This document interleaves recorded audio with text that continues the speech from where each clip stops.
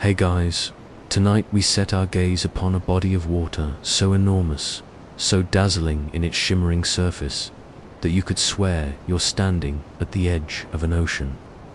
The horizon stretches away in all directions, silver blue under the soft light of the moon, and the air has that faint briny Thames that tricks your senses. You'd swear gulls should be cawing overhead, and a salty breeze should ruffle your hair. Except, of course, this isn't the Atlantic, or the Pacific, or even the humble Mediterranean. This is the Caspian Sea, the so-called sea that isn't a sea at all. And here's the cheeky part: you probably wouldn't survive trying to walk around it in one go.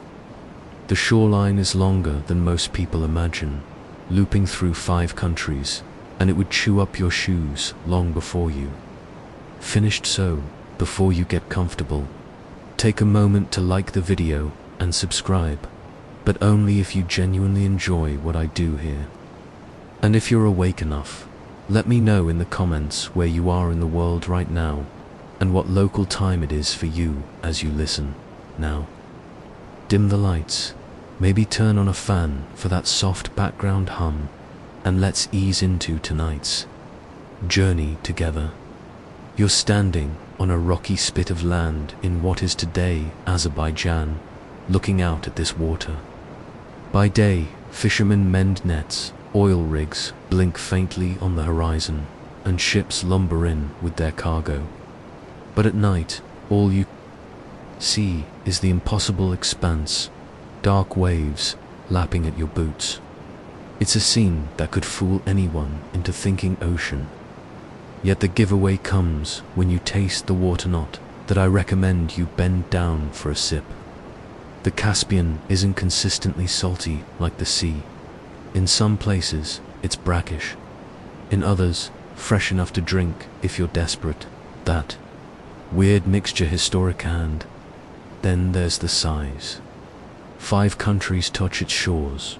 Russia in the north, Kazakhstan to the northeast, Turkmenistan along the southeast, Iran hugging the southern curve, and Azerbaijan nestled on the west.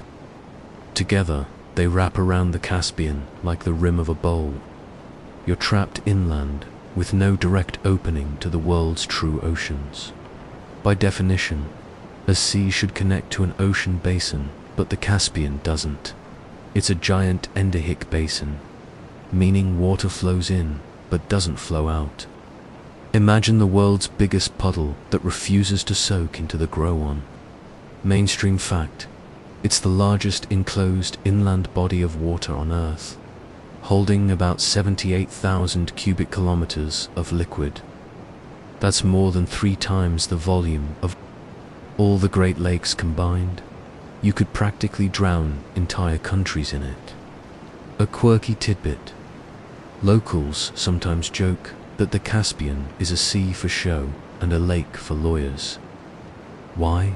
Because international treaties can't agree how to treat it.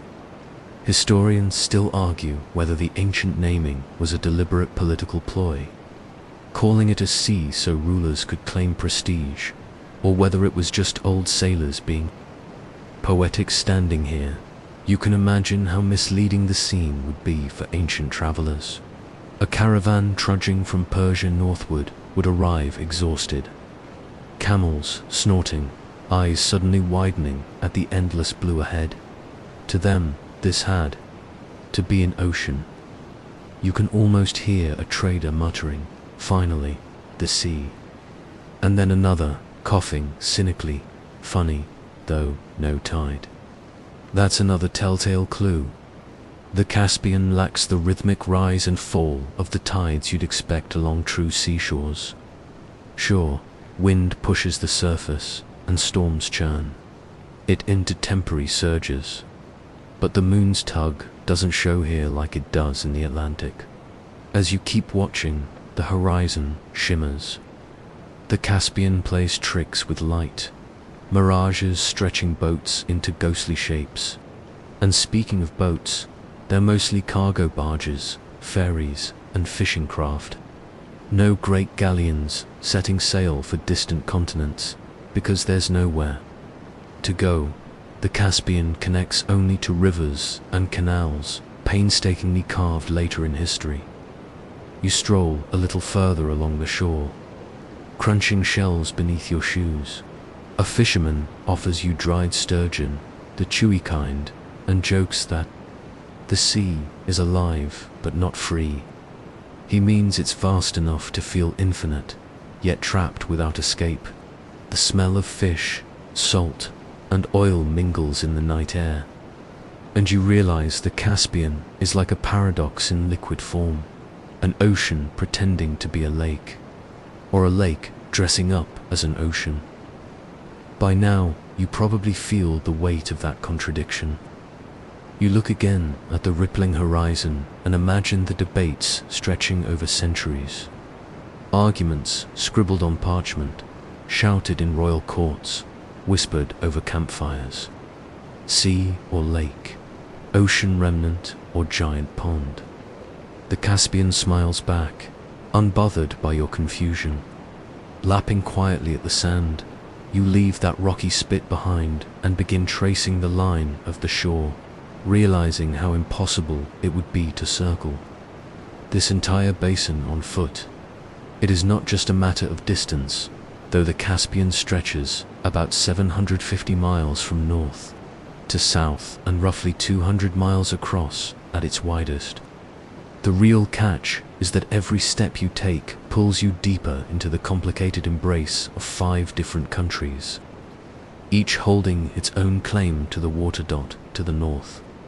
Russia sprawls over the largest portion of coastline, its rivers spilling into the basin like endless grey ribbons. To the east, Kazakhstan leans against the Caspian like a lazy giant, while Turkmenistan clings to its southeastern edge, with desert at its back. Iran presses against the south, its green mountains tumbling down toward the shore, and Azerbaijan fits into the west like a puzzle piece, a hub of oil rigs and harbors. You notice immediately that this isn't like wandering along the Mediterranean, where you could slip a boat from Italy to Greece and beyond. The Caspian is trapped. A paradox. Every current is captive, every wave destined to fall back upon itself. Water flows in through more than 130 rivers, most prominently the Volga, which pours in from Russia carrying silt, fish, and the faint chemical perfume of industry. Yet none of that water escapes. The Caspian keeps it all, losing only to evaporation. Under the heavy sun, one mainstream fact you learn is that scientists classify the Caspian as an endorheic basin, meaning its waters have no natural outlet to the ocean. A quirky tidbit. Locals in some Kazakh villages joke that if you drink from the Caspian, you'll never find your way out again, because the water itself refuses to leave. Historians still argue whether this closed bowl character is the reason ancient rulers treated it more as a lake, or whether its vast scale made them insist it must be a sea. You picture yourself standing at the northern edge, where the water is shallow and often frozen in winter. There the horizon isn't a serene blue, but a pale, shifting white. Ice flows crunching like broken glass under the wind. Move south, and the entire mood changes. The water grows deeper, bluer, fresher, framed by the Elborz Mountains of Iran. You almost feel as though you've crossed different worlds without ever leaving the same lake, or sea, or both. As you walk, you catch glimpses of border posts, checkpoints, and little shrines tucked into the sand. Some are modern concrete huts, others little piles of stones painted with flags. Each one reminds you the Caspian is political territory. As much as it is natural wonder, every shore belongs to someone. And unlike the open seas governed by international law, this closed basin has always provoked arguments. Is it divided like a lake, each country owning a neat slice, or shared like a sea, with rules of navigation and open waters? The question makes your head spin a little, and you chuckle at the thought of 5 diplomats standing on the beach, bickering while the waves lap at their shoes. You can almost hear one of them sigh, "It's too big to be a lake." Another retorts, "But it doesn't open to the ocean." And the argument loops on forever. Just like the waves themselves, you feel the grit of sand between your fingers as you crouch to pick up a smooth pebble. It's an odd reminder that while the Caspian is boxed in, it is not small. The surface area alone is roughly 143,000 square miles, larger than the entire country of Germany. That pebble is a tiny piece of a shoreline that curves endlessly, never quite revealing itself all at once. At night, if you camp beside the water, you notice the quiet absence of ocean tides. The stars scatter across the still surface, and you realize how self-contained this world really is. You laugh softly to yourself. If this were truly a sea, shouldn't there be sailors bragging of ocean crossings? Instead, the only tales are of fishermen paddling across in clumsy boats, or cargo vessels hauling oil from one port to another. Still, despite the paradox, the Caspian holds an allure that feels strangely oceanic. Its storms can whip up waves taller than houses. Its gales roar like tempests off the Atlantic, and its sunsets paint the horizon in fire. You could be forgiven for thinking you're at the shore of a great sea until you remember there is no horizon beyond this. No distant continent across the water, only another stretch of familiar land. The Caspian doesn't care what you call it. It keeps breathing in rivers, breathing out evaporation, pulsing against its shores in quiet defiance of categories. And you, trudging along, are left to marvel at the largest non-sea sea in the world. A paradox lapping softly at your ankles. You keep following the shoreline, but your mind drifts backward through time, wondering how earlier travelers made sense of this water. Imagine unrolling an ancient map on parchment, the ink already fading, the edges smelling faintly of smoke and travel. The Caspian is their sort of. Sometimes it's drawn as a neat oval, like a child's egg. Sometimes it's upside down, rivers flowing in the wrong direction. Sometimes it even appears connected. 2 oceans it has never touched. You realize that confusion wasn't carelessness. It was the inevitable result of trying to map the world without satellites, drones, or even a decent compass. Greek geographers were among the first to wrestle with this mystery. Herodotus, the famous father of history, believed the Caspian was separate from the world's oceans. Strabo, another ancient writer, insisted it was a gulf of the Northern Sea. To them, this basin could just as easily have been a detached arm of the Arctic, hidden from sight by endless steppes. It was simply too big to be just a lake. Persian chroniclers added their own spins, sometimes calling it the Hyrcanian Ocean, other times treating it like a sealed bowl of water. Arab cartographers, drawing from trade routes and stories, sketched it as a long, narrow inlet, pointing uncertainly northward. If you could leaf through these maps today, you'd probably laugh a little. Some show the Caspian shaped like a banana, others like a crooked shoe.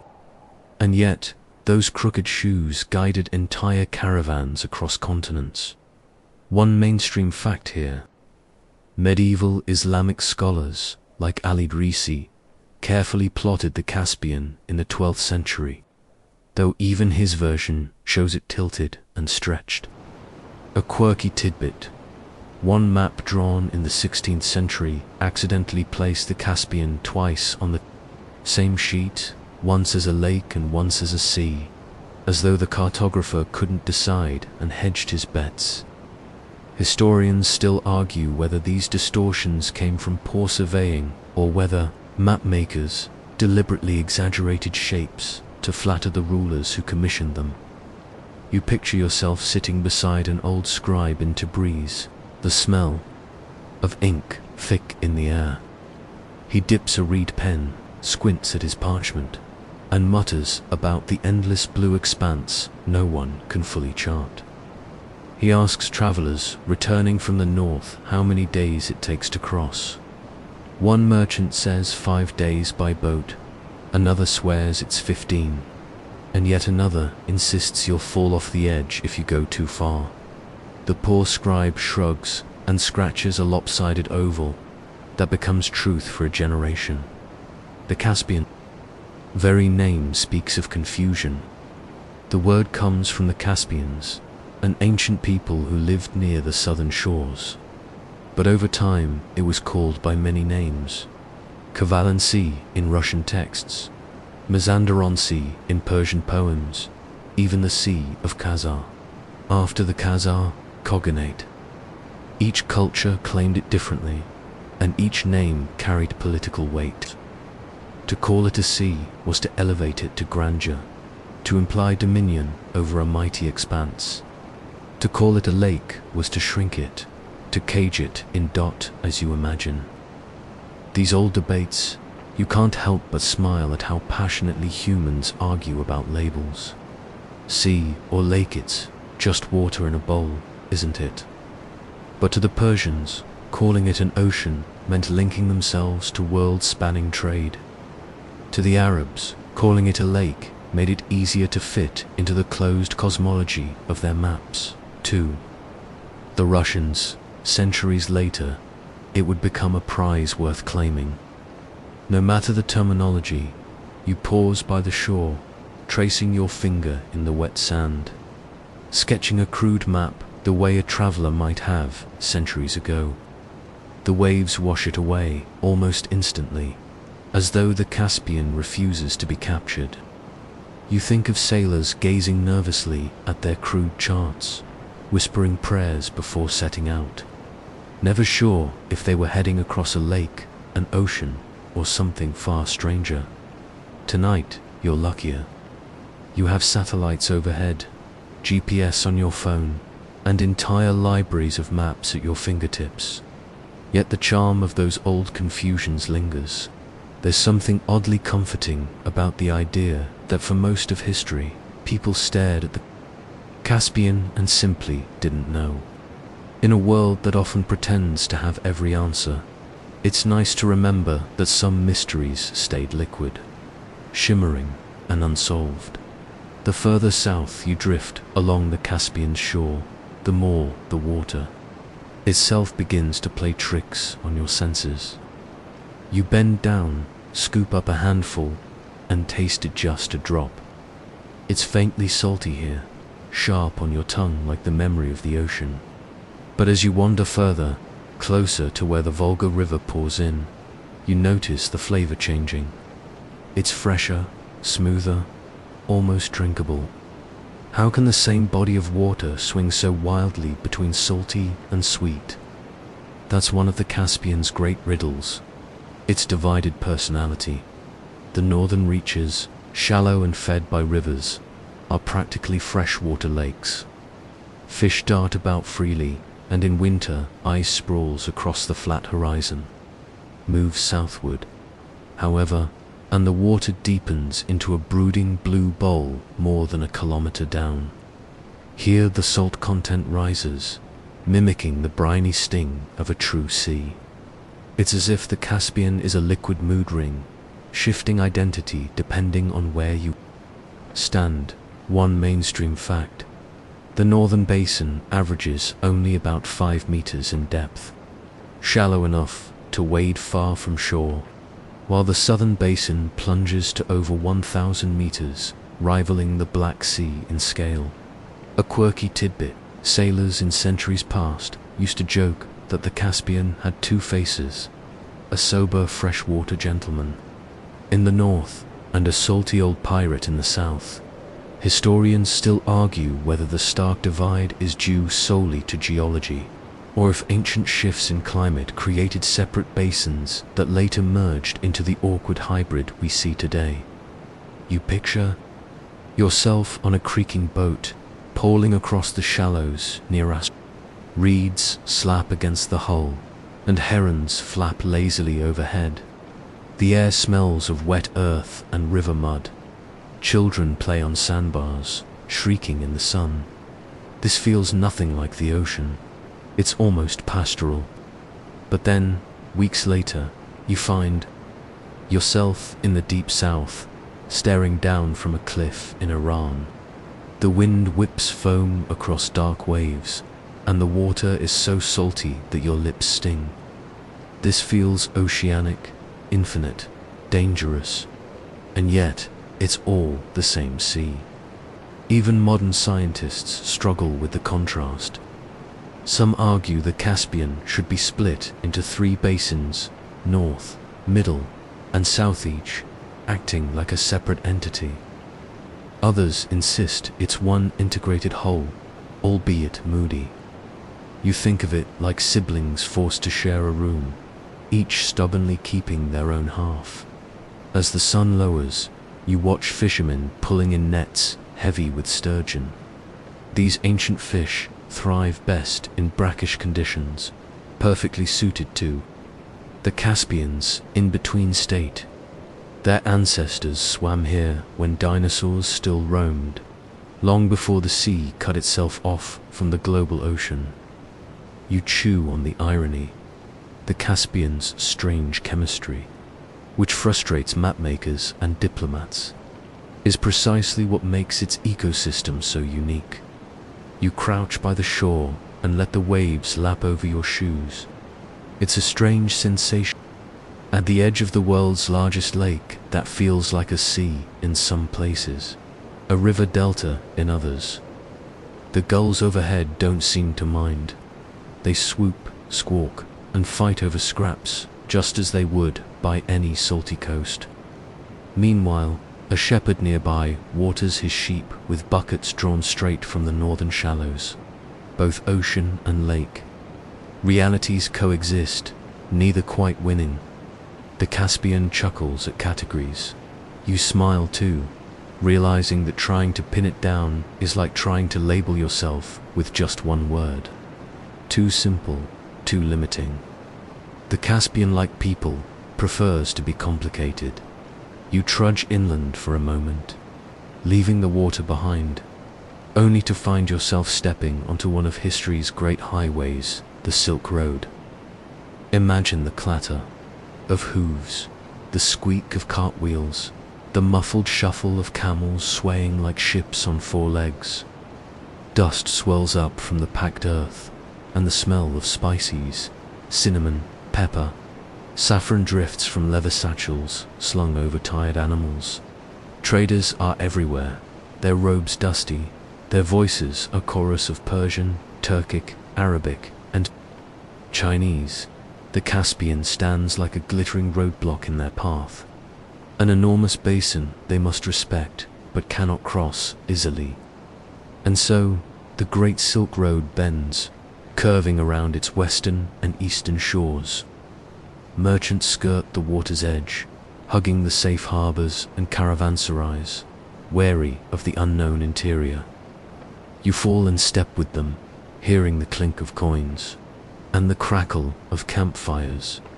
One mainstream fact: the Silk Road wasn't a single road at all, but a loose web of routes connecting east and west, with the Caspian Sea acting as both obstacle and anchor point. A quirky tidbit: some merchants swore that skirting the Caspian brought good fortune, because the water's ever-changing moods reminded them of life's unpredictability. Historians still argue whether the Caspian was a genuine crossroads of trade or more of a side corridor compared to the grand routes through Samarkand and Bukhara.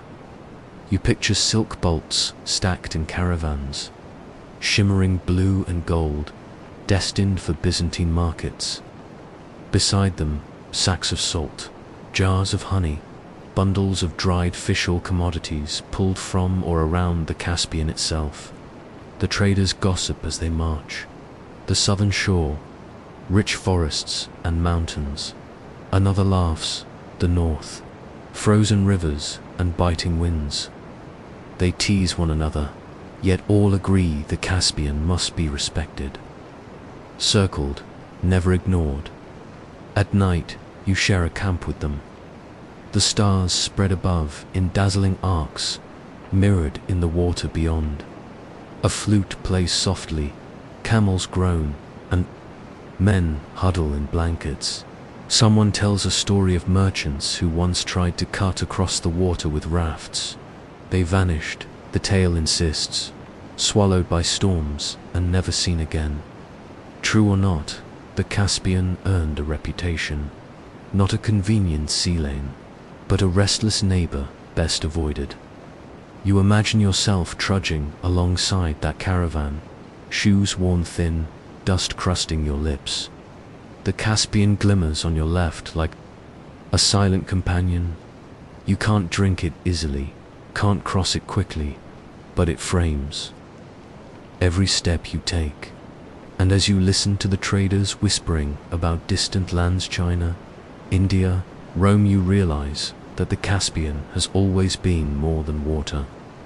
It is a bend in the world's greatest trade story, a shimmering reminder that geography shapes history in ways both subtle and grand. You follow the traders' path until the dusty caravan fades behind you. And soon the sounds of commerce give way to something quieter, the soft lap of water against rotting timbers. You've stumbled upon the ghost of an old harbor town, half swallowed by reeds and silence. Weathered stones trace the outline of docks where ships once moored, and you can almost hear the echoes of sailors' voices calling across the waves. For centuries, small ports dotted the Caspian's edges. Some were modest fishing villages that blossomed into trade hubs. Others were bustling medieval towns where Persians, Russians, and steppe nomads mingled. Imagine Durban, a fortified gate on the western shore, its walls plunging straight into the water like an ancient sentinel. Or think of Astrucan to the north, a city perched on the Volga Delta, forever smelling of fish and tar. These were the stepping stones of a region caught between empire and wilderness. One mainstream fact: the city of Baku, today the capital of Azerbaijan, has been a harbor since at least the 9th century. Its position making it a crucial node in Caspian trade. A quirky tidbit: early travelers claimed that in some ports, oil literally bubbled up from the ground near the docks, so sailors used it to waterproof boats or light torches. Historians still argue whether the rise and fall of certain Caspian towns were dictated more by shifting shorelines than by wars or politics. You wander through one of these vanished places in your mind. Wooden piers jut into the water, creaking under barrels of dried fish and jars of honey. Persian merchants shout for laborers to haul their carpets, while Russian traders unload salt and furs. The smell is thick tar, sweat, spices, and the metallic temps of iron anchors. It's not glamorous, it's gritty, practical, alive, yet time is merciless. The Caspian's levels rise and fall dramatically over centuries, sometimes swallowing whole ports, other times stranding them far inland. You imagine a bustling dock suddenly abandoned, its boats left tilted in mud as the water retreated. City once humming with trade, now echoing with wind through empty doorways. As you sit on a stone, you hear a faint whistle of wind through rusted chains and picture a sailor of centuries past, griping about the endless monotony of Caspian crossings. No tides, no dolphins, no adventure, he would complain. Just the same grey water for days. You chuckle, maybe boring for him, but oddly soothing for you. The ghosts of those harbours remain, crumbled walls, broken amphorae, sunken jetties beneath the water's surface, all whispering of a time when the Caspian brimmed with life. Today, oil rigs and container ships carry on the work, But if you stand still at night, you can almost hear the old bustle return, woven into the sigh of the waves.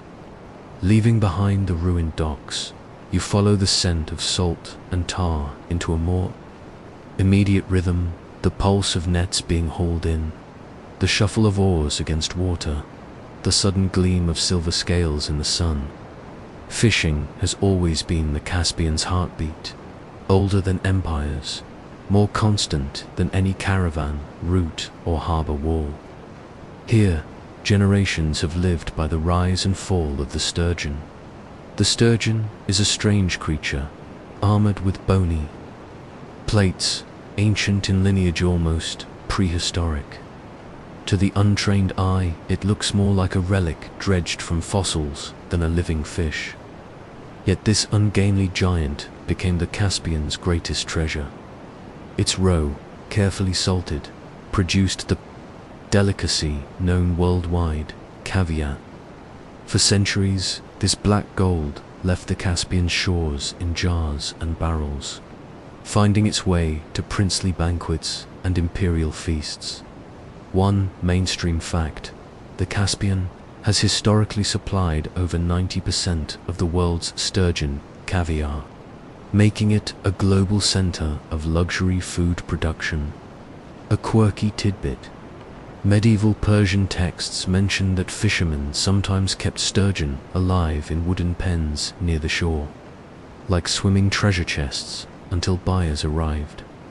Even today, debates linger: was caviar first treated as a noble luxury, or was it once peasant fare, dismissed as a byproduct before its prestige rose? Picture the scene centuries ago: a cluster of wooden boats rocking on the water, men heaving up nets heavy with fish, the splash of tails thrashing in defiance. The smell of brine and blood thickens the air as women on the shore gut and salt the catch, laying it out to dry in the sun. The work is rough, hands cracked and raw, but when a barrel of caviar is rolled onto a cart, there's a hush, a reverence. That barrel represents fortune, a ticket to markets far beyond the horizon, and yet, like so much tied to the Caspian, the abundance never lasted. The sturgeon are slow to mature, taking decades before they spawn. Greed outpaced patience.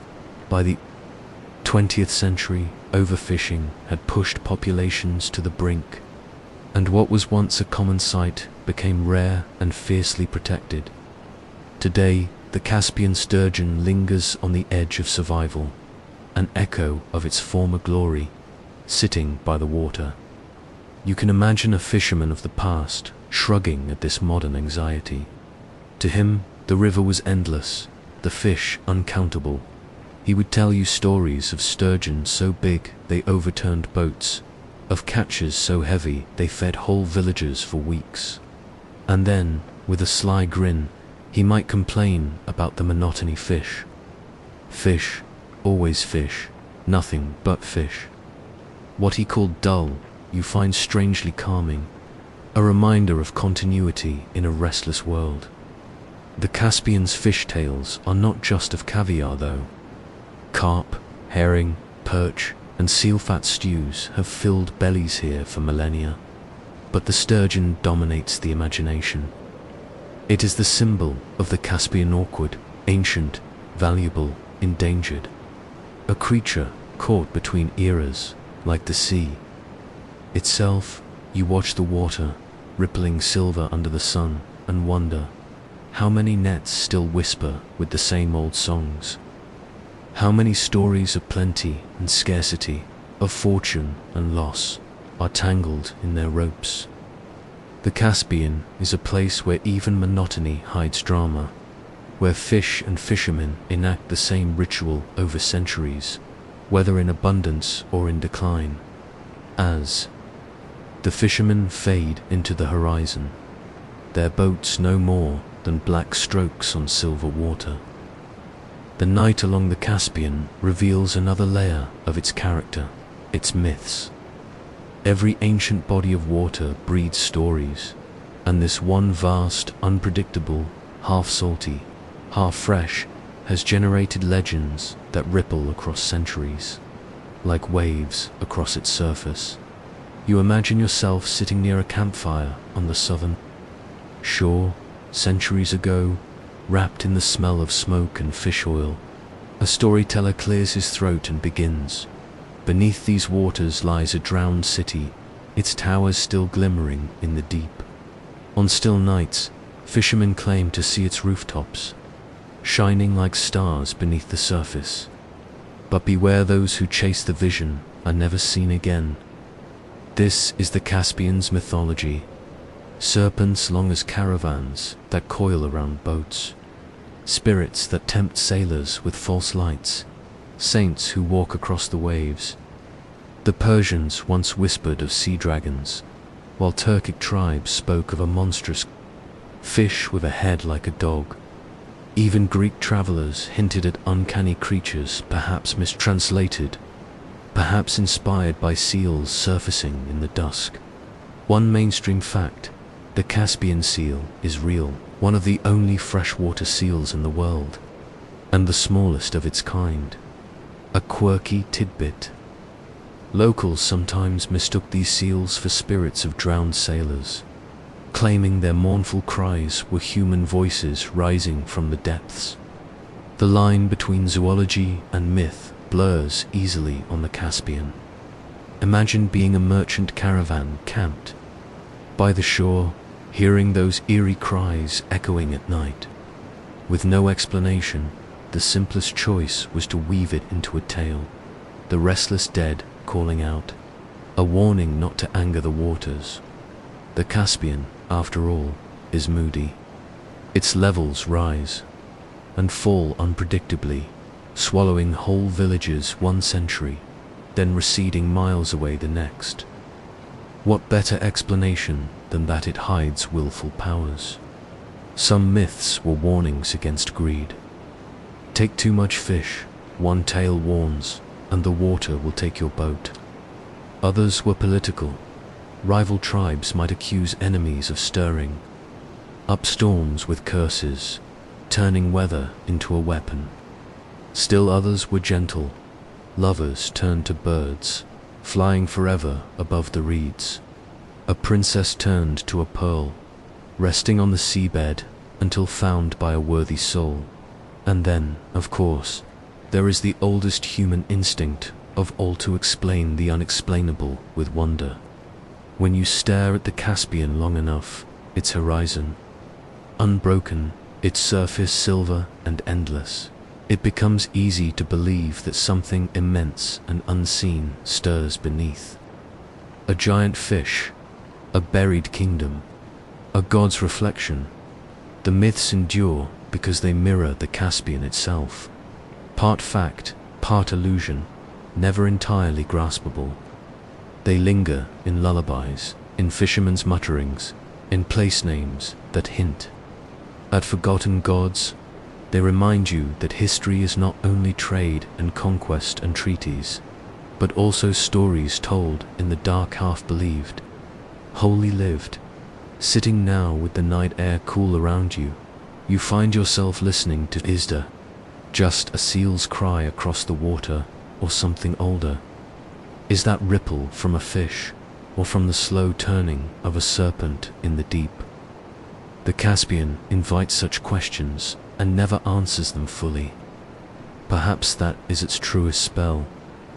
Morning comes, and with it a sharp new scent. Oil. The Caspian's myths may belong to the past, but its modern story is written in black slicks and steel derricks. For centuries, traders skimmed oil from natural seeps along the shore, using it in lamps or as a primitive medicine. Marco Polo even noted Baku's strange eternal fires, where oil seeped from the ground and caught flame on its own, burning night after night like a miracle. By the 19th century, those flames had become an industry. Wooden rigs gave way to iron ones, and Baku boomed into one of the world's first oil capitals. Imagine its skyline, then smokestacks rising above minarets, derricks, crowding the horizon like a forest of metal trees. Wealth poured in, and with it, rivalry. Families like the Nobels and the Rothschilds staked claims, turning the Caspian shores into a proving ground for the industrial age, a mainstream fact. By 1901, the Baku region produced half of the world's oil, half. For a time, the world's energy future seemed to flow directly from the Caspian's wells. A quirky tidbit: Ludwig Nobel, of the Nobel family, funded this oil empire. His fortune indirectly bankrolled the Nobel Prizes. So, in a roundabout way, the Caspian's oil helped reward poets and scientists across the globe. Yet oil is not merely commerce, is also contention. The Caspian sits awkwardly between continents, ringed by Russia, Iran, Kazakhstan, Turkmenistan, and Azerbaijan. Each claims a slice of its resources. But how do you divide something that is neither fully sea nor lake? International law falters, borders blur, and what begins as a geological question becomes a geopolitical one. Every pipeline, every well, every tanker route is contested, sometimes with words, sometimes with threats. Standing on the Baku promenade today, you can still see the oil platforms like silhouettes at sea. They look almost Mythicaean islands, rising where once only reeds and gulls lived. The water carries both reflections of flame and whispers of danger. Environmentalists warn of spills, choking fish stocks. Fishermen shake their heads, recalling clearer days. The sturgeon, source of the Caspian's prized caviar, has dwindled in part due to pollution, and yet there is a strange poetry to it. Beneath a sea once haunted by serpents, another monster rises, not scaled and finned, but mechanical, industrial, global. The Caspian's old myths spoke of creatures guarding hidden treasures. Perhaps they were not so wrong. The treasure was oil, and the guardians are now courts, armies, and corporations. Still, walk along the shore at dusk, and you'll notice how seamlessly the old and the new overlap. Beyond the rigs, a seal surfaces briefly, curious, as it has for millennia. Children play football on the sand, ignoring the warning signs about water quality. Nearby, an elder still tells the tale of the drowned city, even as behind him the skyline glitters with the wealth that oil built. The Caspian is a mirror of contradictions, myth and machine, seal and derrick, pearl and petroleum. To call it a sea is to miss half its story. To call it a lake is to miss the rest. It is something else entirely, an inland world, endlessly reinventing itself, endlessly fought over, endlessly enduring. And as you turn away from the oily shimmer, you realize the Caspian has not yet finished teaching you. Its surface may glitter with wealth and rivalry, but beneath still lies that dreamlike horizon, the same one that drew traders, saints, poets, and now engineers, always reflecting, never revealing fully, always waiting for the next chapter. Night returns. The Caspian at night has always been its own kind of theater. The water does not merely reflect stars, it doubles them, scatters them, smears them into trembling mosaics. Sailors once claimed that if you stared long enough, the sky and the sea would swap places, and you'd be left unsure which direction was truly up. Even now, beneath the faint glow of Baku's oil flares, you can feel that vertigo. In Persian poetry, the Caspian often symbolized mystery, a horizon beyond reach. Ferdowsi, in his Shahnameh, spoke of kings whose empires bent toward its waters. Later, poets described lovers gazing toward the sea as though it held answers. And in some ways, it does. The Caspian has always been more than geography. Is metaphor made liquid? Consider its creatures of the night. Bats swoop over the shoreline reeds, snapping up mosquitoes. Flamingos, pink even in shadow, roost silently on the shallows near. The southern coast, and then the seals, yes, the Caspian seal again. For though they are few, they haunt these waters with a presence both delicate and defiant.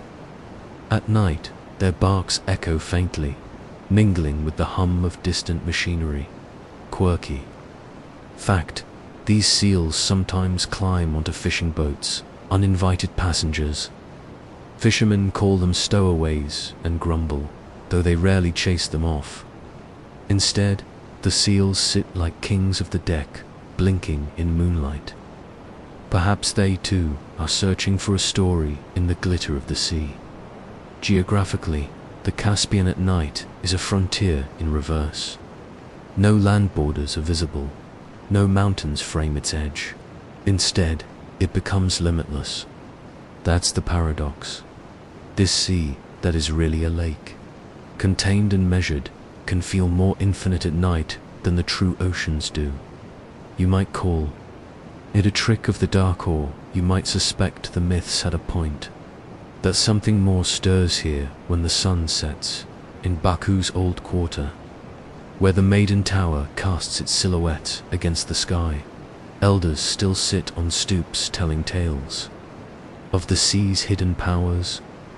They say that on certain nights, when the moon is exactly half and the air is still, the Caspian whispers its name, not sea and not lake, something in between, a sound lost in translation. Children laugh at this, but they also listen, ears tilted toward the water. If you were to drift offshore at such a time, rocking gently on the black water, you might understand why the Caspian has never fit a single category. The line between myth and fact, between sea and lake, between danger and beauty, dissolves like salt in the dark. It leaves you with only sensation, the smell of brine and oil, the lap of waves against wood, the endless trembling of starlight, and, perhaps, in that half-dreaming state, you would feel the Caspian not as geography at all, but as something closer to memory, collective memory of trade, empire, myth, and survival. A body of water that has been many things to many people, and yet still resists being one thing forever. The Caspian at night reminds us that boundaries blur, between continents, between categories, between eras. It is a mirror, yes, but not a passive one. It reflects what you bring to it: fear, wonder, greed, hope, and returns it magnified, refracted, reshaped. Tomorrow will bring another sunrise, another shimmer of oil, another contest of borders. But tonight, the Caspian is endless. A sea that is not a sea, a lake that is not a lake, a world unto itself, quietly breathing beneath a canopy of borrowed stars. Dawn returns with its pale wash of colors, and with it the certainty that the Caspian is real, solid, charted. Yet even daylight cannot quite strip away the strangeness of this inland expanse.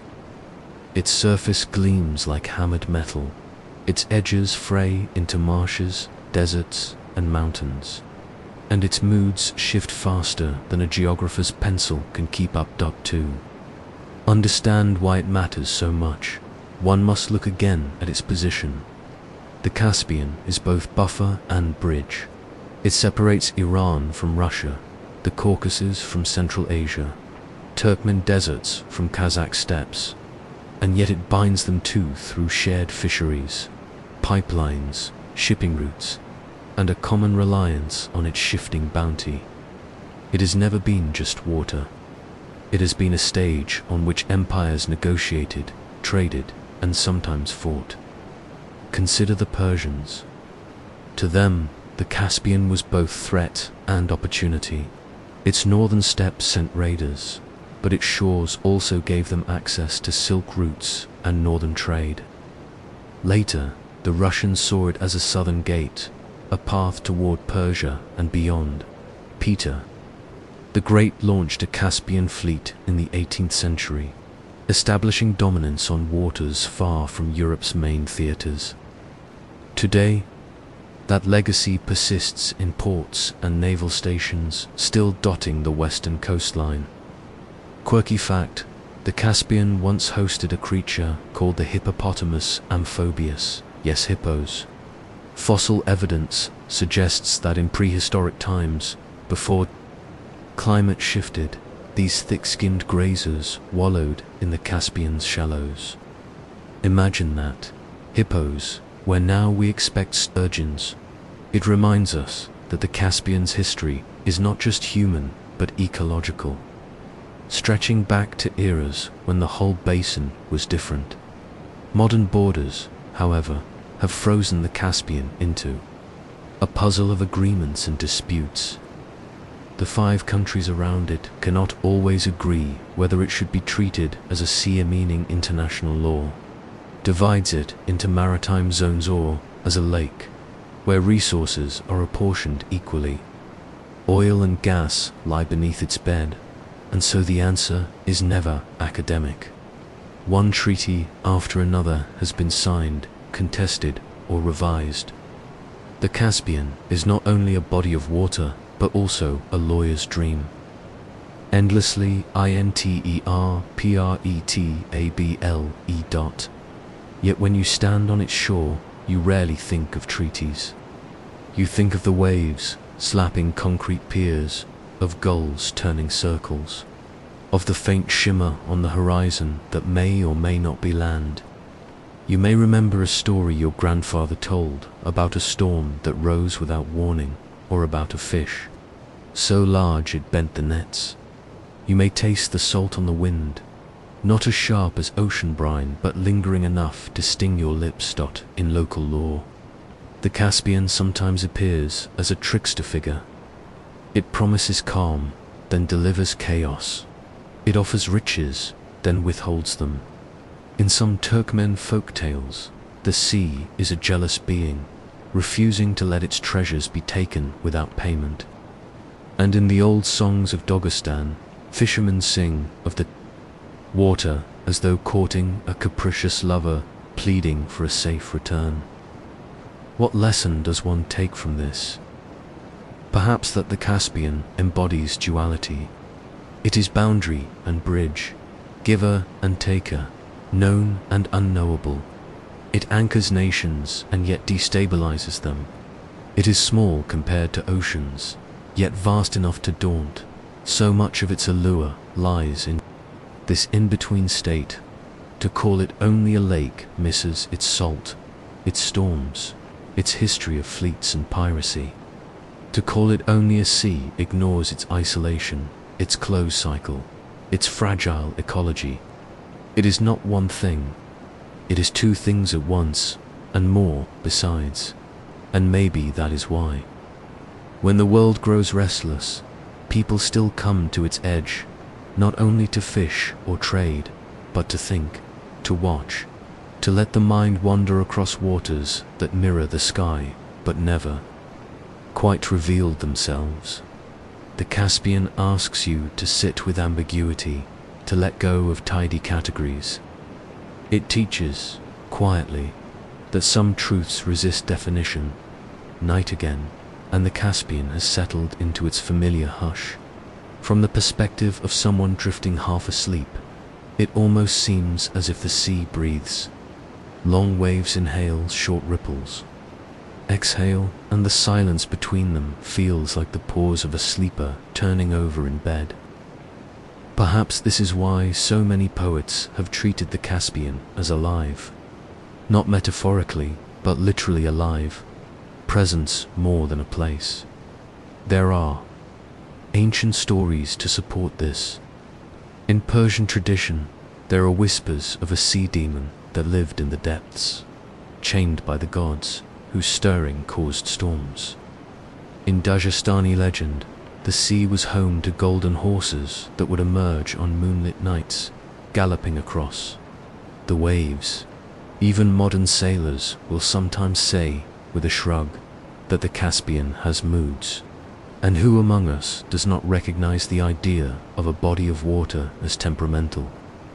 Science, of course, explains these moods with winds, currents, and atmospheric pressure. The Caspian lies in a basin with sharp climatic contrasts: icy winters in the north, scorching summers in the south, mountain winds funneling through valleys. A breeze that begins in Kazakhstan can whip into a gale by the time it reaches Baku. Swells can rise as high as ocean surf, though they are hemmed in by shorelines. Storms here, while less famous than those of the Atlantic, have claimed countless fishing boats. But for those lying in bed near its shores, storms are not threats, but lullabies. The steady thrash of waves against jetties has soothed generations to sleep. In fact, the sound is so beloved that recordings of Caspian surf circulate among insomniacs far away, who listen and pretend they are in some port town at night, with only the water for company. One curious feature that makes the Caspian unique is its fluctuating water level. Unlike true seas, it has no natural outlet to the world's oceans. Instead, it rises and falls depending on rainfall, evaporation, and river inflows. Whole villages have been drowned, then re-emerged decades later, only to be submerged again. Cartographers grumble at this, for no map of the Caspian stays accurate for long. Imagine trying to chart a shoreline that sneaks forward and retreats like a tide that runs on a century-long clock.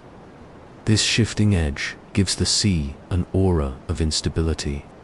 Settlers have sometimes built houses too close, believing the water would remain where it was only to see foundations swallowed. Conversely, piers and ports have been left stranded when the waterline receded. Archaeologists digging in dried-out sections occasionally discover remnants of long-lost settlements: clay pots, hearths, stone walls. The Caspian erases, then reveals, like a storyteller editing drafts. And then, of course, there is the matter of caviar.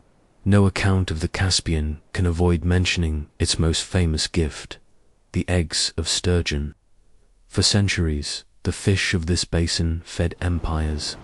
Beluga, Sevruga, Osetra names, spoken with reverence in banquet halls from St. Petersburg to Paris. The sturgeon themselves are ancient, armored creatures, older than most species alive today. They move with slow dignity, as if aware of their prehistoric lineage. To harvest their roe was to taste both delicacy and history. Yet, like so much else here, abundance turned fragile. Overfishing, pollution, and damming of rivers cut sturgeon numbers drastically. What was once a staple of royal tables became rarer and rarer. International agreements now regulate the trade, but the allure of Caspian caviar has never faded. Even in scarcity, it glimmers in the imagination as luxury incarnate, tied forever to this one coelac hybrid. Thus the Caspian, in a single breath, holds contradictions, storms and calms, generosity and withdrawal, permanence and change. To sleep beside it is to live with paradox, and to find that paradox strangely comforting. For when the mind drifts, it does not need certainty. It needs rhythm, suggestion, a sense of being carried, and that is precisely what the Caspian offers: a rocking motion of thought, a geography of half-dashed dreams, as one listens, whether from a fishing village in Iran, a resort in Kazakhstan, or simply through a recording in some distant city. The Caspian becomes more than geography.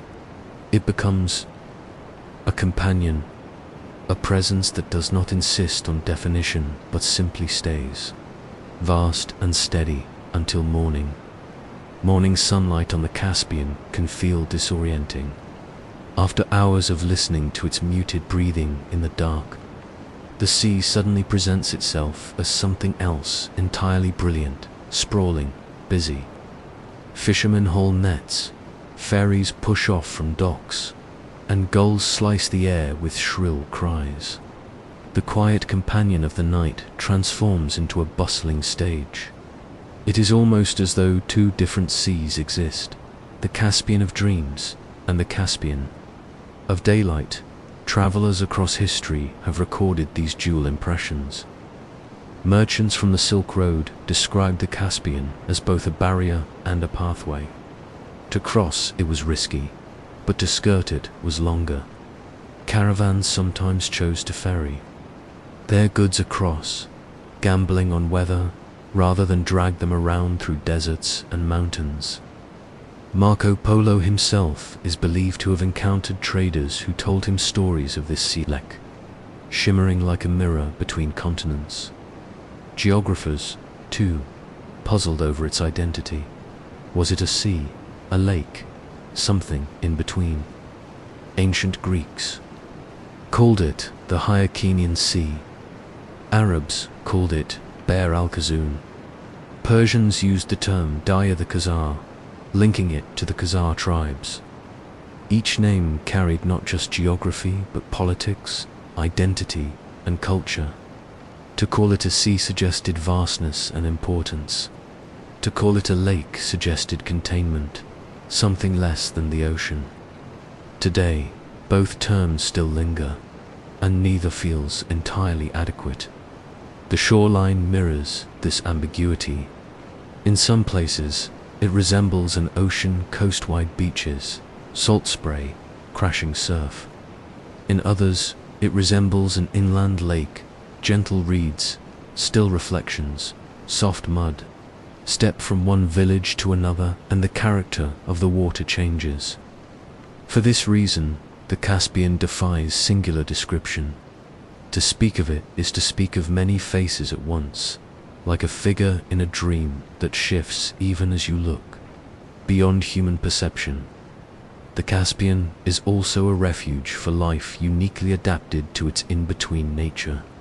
Seals the only ones in the world to live entirely in a closed sea bask on its northern ice floes in winter.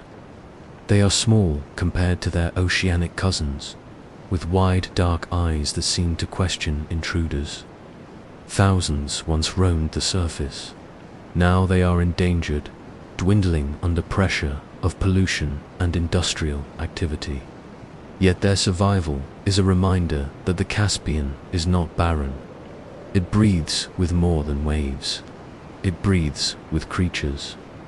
The bird life, too, is extraordinary. Migratory flocks treat the Caspian as a stopover on their journeys between Siberia and Africa. Pelicans, flamingos, swans, and herons rise in flocks that catch the light like shifting clouds. Villagers sometimes say the birds carry dreams in their wings, dropping them like seeds across the water. Ornithologists, of course, describe them in more pragmatic terms. Species counts, nesting patterns, conservation statuses. But the sight of hundreds of flamingos lifting from shallow water at dawn silences even the most clinical observer. When considered from a geological perspective, the Caspian story grows even stranger. Millions of years ago, it was connected to the ancient Paratethys Sea, a colossal inland ocean that once stretched from Europe to Central Asia. As tectonic forces shifted, much of that sea disappeared, leaving behind fragments: the Black Sea, the Aral Sea, and the Caspian, largest of all. To walk along its shore is to stand on the ghost of a vanished ocean. Its saltiness less than seawater, more than fresh carries the memory of that ancestry. Some scientists even speculate about its future. Will rising global seas one day reconnect it to the oceans? Or will evaporation shrink it, as has happened Tragically to the ARL, models predict many possibilities, but none can claim certainty. For the people who live here, these questions are not just academic. They shape lives, economies, and hopes. A fisherman wonders if his children will still find sturgeon. A farmer wonders if the waterline will creep closer to his fields. A child wonders whether the sea will be there at all. Yet, in the meantime, the Caspian continues its timeless rhythm. Morning becomes afternoon. Waves glitter, winds shift. The sea does not answer questions but offers continuity. This is, perhaps, why it endures as a subject for meditation. Like the best lullabies, it does not explain but reassures. It says, here is water, vast and unhurried. Whatever else changes, this presence remains for now, and so, those who lie awake at night and listen may find themselves part of a very old tradition. Across centuries, countless travelers, villagers, poets, and scientists have kept the Caspian company in thought. To join them is to step into a chorus of dreamers.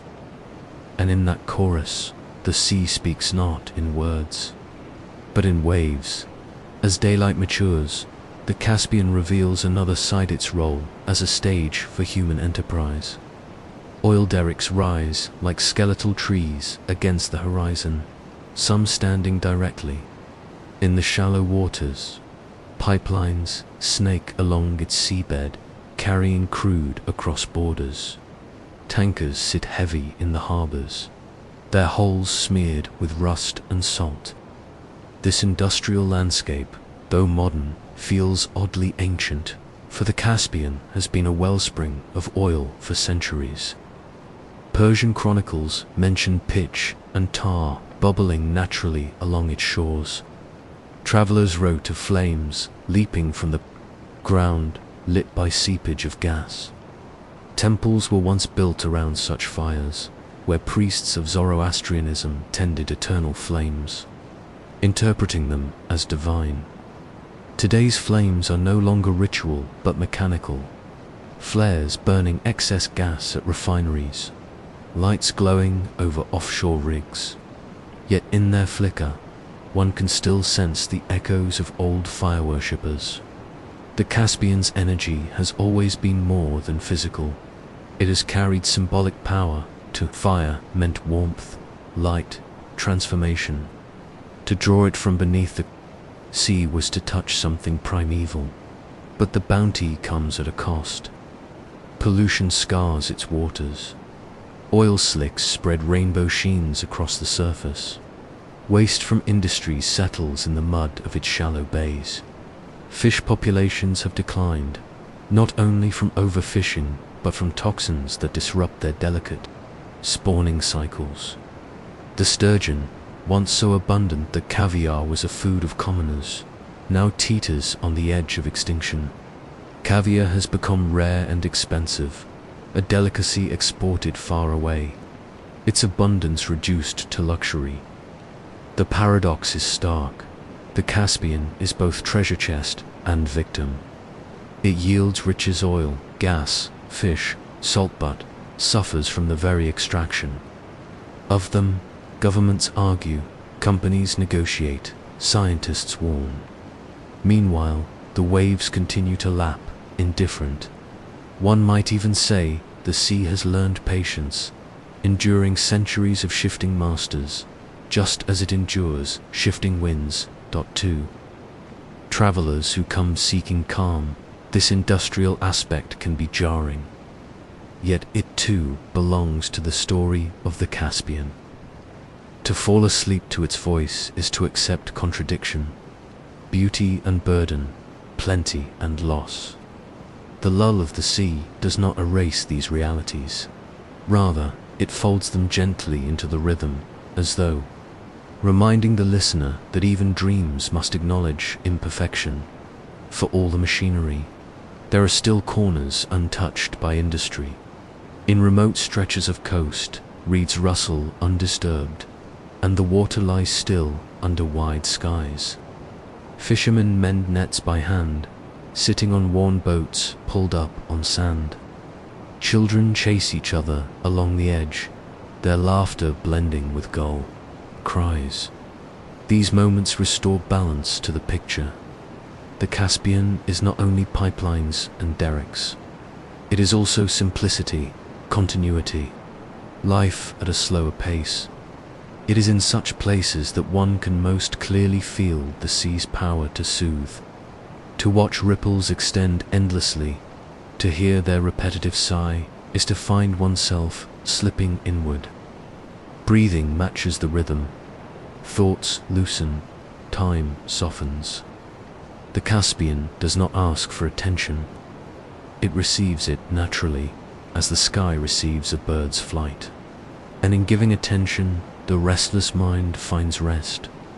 Perhaps that is why so many cultures around its shore have woven the Caspian into their myths.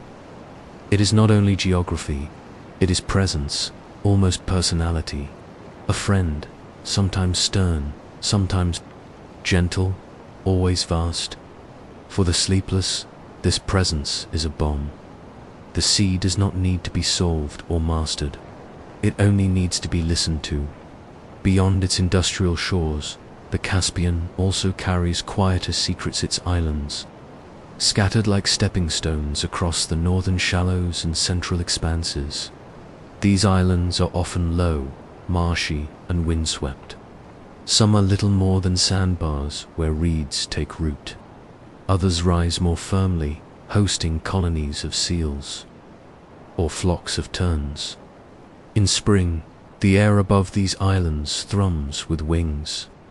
Migratory birds pause here, resting on their long journeys from Siberia to the Persian Gulf, or from Africa to Central Asia. Their cries mingle with the steady wash of water, a symphony at once chaotic and soothing.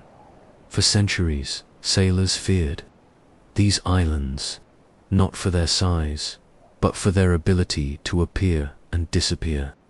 Shifting sands and water levels meant that a map might show an island one year, while the next it would be gone beneath the waves. Stories grew of phantom lands, of enchanted isles that lured ships astray. In truth, it was the Caspian's restlessness, its constant reshaping, that played tricks on navigators. Among the most curious of these islands are those near Baku, where flames once danced naturally on the surface. Gas seeps leaked upward, igniting when struck by lightning or a spark from human hands. Travelers described seeing fire atop water, a sight both terrifying and sacred. Pilgrims came to these islands as if to temples, believing the fire to be eternal, a gift from the gods. To sleep with such a vision in mind is to imagine the sea glowing softly in the dark, its surface a mirror for stars and flames alike. But not all the islands are mystical. Some served practical ends. During wars, they became bases for outposts and watchtowers. In calmer times, they were refuges for fishermen, places to dry nets, smoke fish, and store supplies. Even today, isolated cabins can be found on certain islets, where solitary caretakers keep vigil over weather instruments or lighthouse beacons. Imagine such a post alone with the wind, the gulls, and the sea. Each day identical, each night the same, yet none of them without quiet beauty. Legends linger, too. Folklore speaks of treasure buried in these islands by marauders who once sailed the Caspian in search of plunder. Old coins have indeed been found, washed ashore after storms. They are reminders that the Caspian was once crisscrossed by traders and raiders alike. To lie awake and think of these hidden histories is to drift between wakefulness and dream, as if following the faint line of a horizon that never holds still. Perhaps the greatest gift of the islands is their solitude. On a calm day, when the water lies like glass and only a thin line of reeds marks the edge, one can feel suspended halfway between earth and sky. It is a space where time slows, where even breathing becomes part of the landscape. For the restless, this is a bomb. The Caspian whispers, not in words but in presence. You are small, but you belong. You are drifting, but you are held. Such is the paradox of these islands. They are both fragile and eternal, shifting and steadfast. They belong to the Caspian, and through the Caspian, to every culture that has gazed upon them. And though they may vanish beneath the waves tomorrow, tonight they exist real, solid, part of the sea's embrace.